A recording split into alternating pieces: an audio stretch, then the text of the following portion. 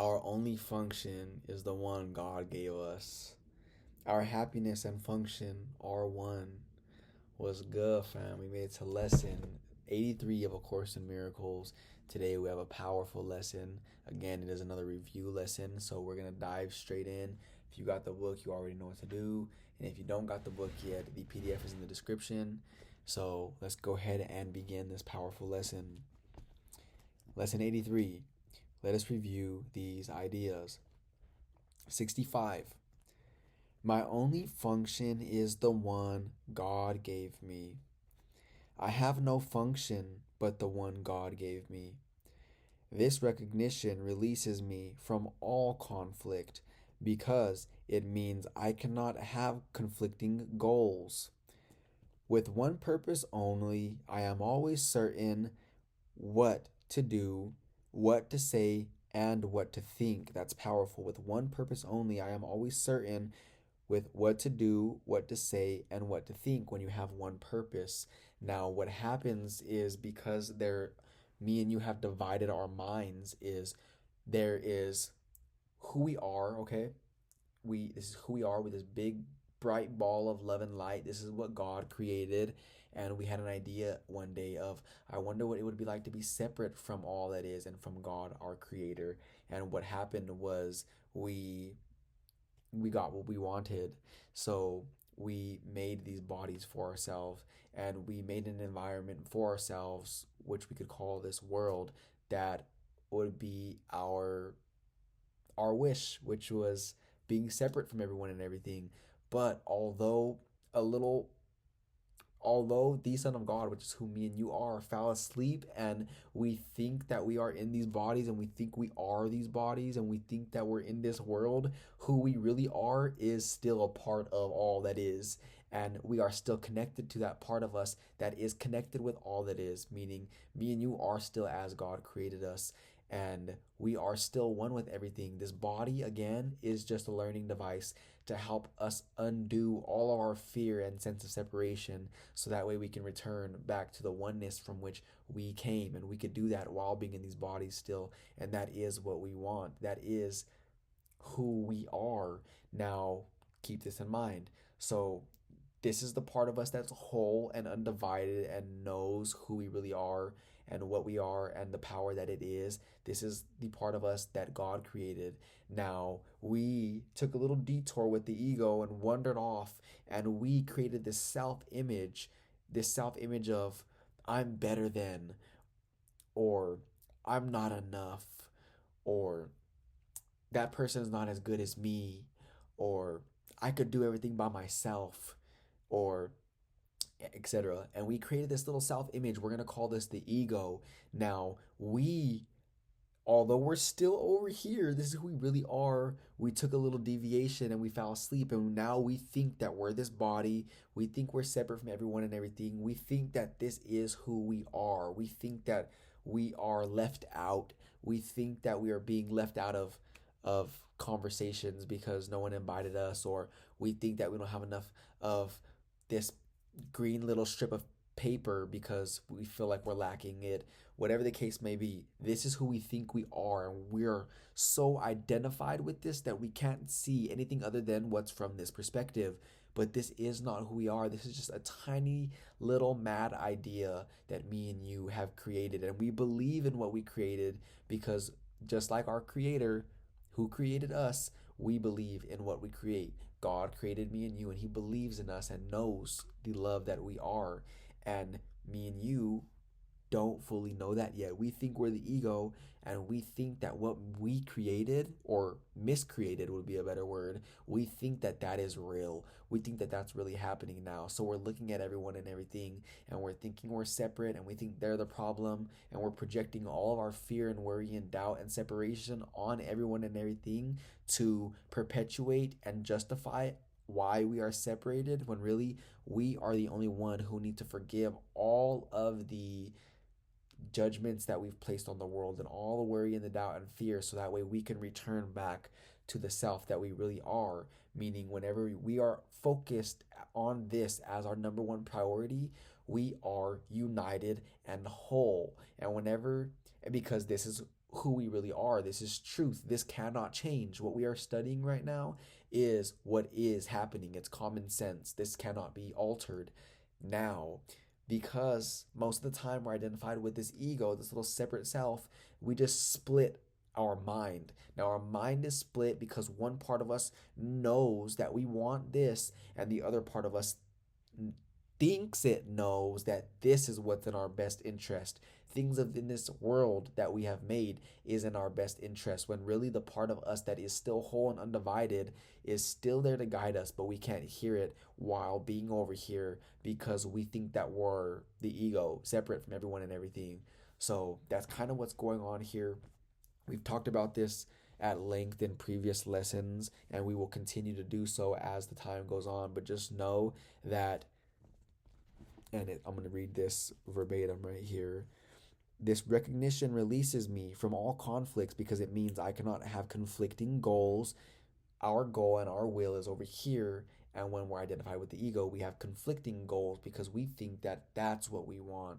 We think we want these shiny objects. We think we want the stuff out there in this world because we think that it means something, when really it only means all the meaning that we give into it. It doesn't mean nothing in itself. We have given everything we see all the meaning it has for us. Those things of this world are nothing. It is dust. It is temporary. It is perishable, and it will not be here forever. But me and you, the light that we are, is eternal, and we create like our Father. And again, with one purpose only, I am always certain what to do, what to say, and what to think. Meaning, when we are in this state of mind, we are always certain and clear minded. It's only whenever we feel uncertain and confused that could be a clear identifier that we are identified with the ego in that moment in time, because only the ego is confused, because the ego does not know anything, because it made this false sense of perception. Me and you made this false sense of perception, and here is this powerful course here in our experience to help remind us of who we really are, so that way we can willingly undo all that fear that we made, so that way we can restore our wholeness and oneness and be united once again with who we really are, with each other and with our Creator. All doubt must disappear as I acknowledge that my only function is the one God gave me. All doubt must disappear as I acknowledge that my only function is the one God gave me. More specific applications of this idea might take these forms. My perception of this world, my perception of this does not change my function. My perception of this individual right now, which is rooted in fear, does not change my function. My perception of this situation, circumstance, event, this contrast, this adversity does not change my function. It is only my perception, but I have to remember that I am wearing brown tinted glasses right now that is making everything appear brown and dark, and no light is able to pass through. So I have to understand that my perception is really what we're working with here, because whenever I restore my perception to who I really am by taking off the shades, I will have true vision, and I will see that this is just a fun world that we're going through. There is no worry, no doubt, no fear that exists here.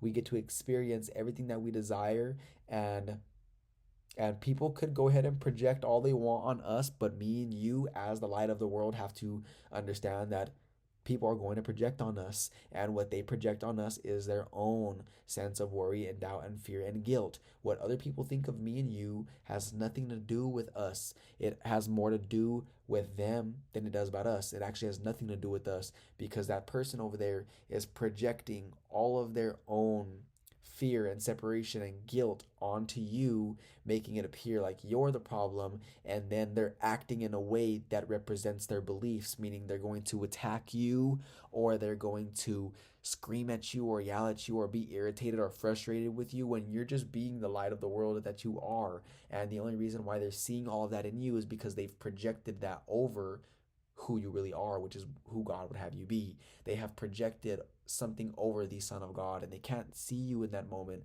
for who you really are, and understand that we are them from time to time, and we do the same thing. So we have to be very aware and become a very finely tuned instrument to know that they're not the problem, that's not the problem ever.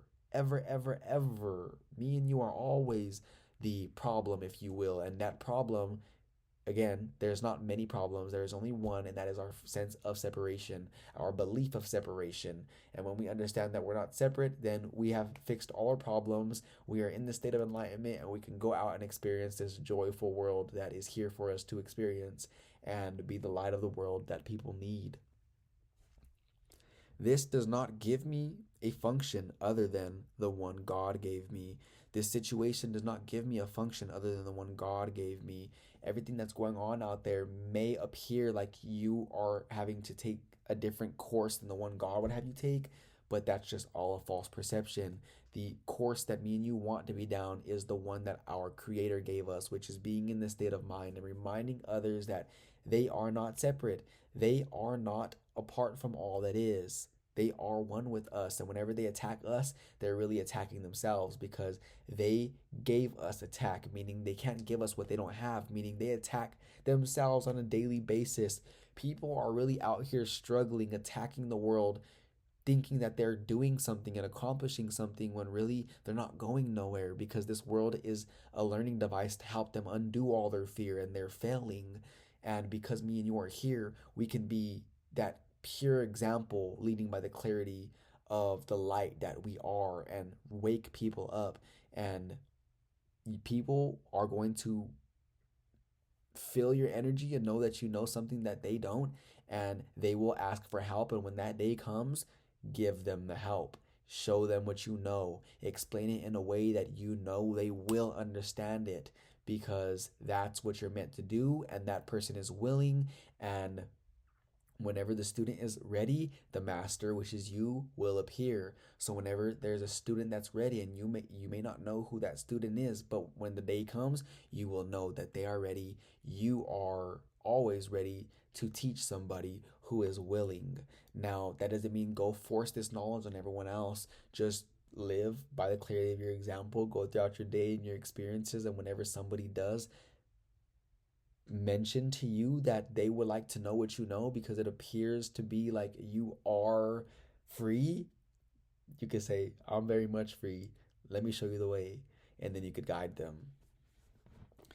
Let me not use this to justify a function God did not give me. Let me not use this situation to justify a function God did not give me. Let me not use this situation to justify my own sense of separation.